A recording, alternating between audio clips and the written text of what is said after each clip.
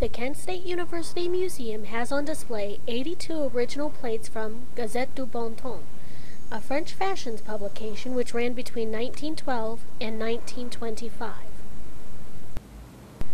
Museum Director Jean Drusideau relates the background of some of the pieces on exhibit.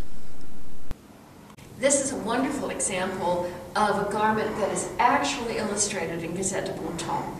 This wonderful theater coat by Jean Paquin belongs to the Western Reserve Historical Society, and it captures the Orientalist exotic influences in fashion in the early 20th century.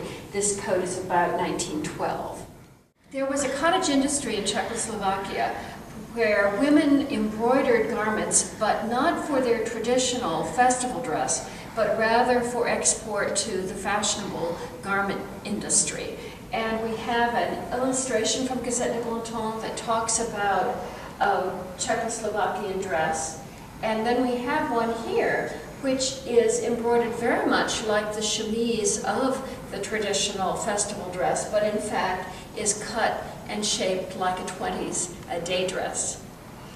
The other dress we have that's interesting with respect to the Gazette Du Bon Ton is that there's an article that talks about dresses with tattoos as a kind of conceit.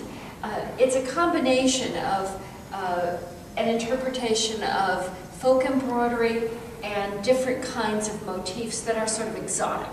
And this dress is a very good illustration of the combination of exotic motifs and fashionable shapes. Another example of a coat, this time designed by Paul Poiret, one of the important designers in the early 20th century, that is illustrated in Gazette Du Bon Ton, but in a different color.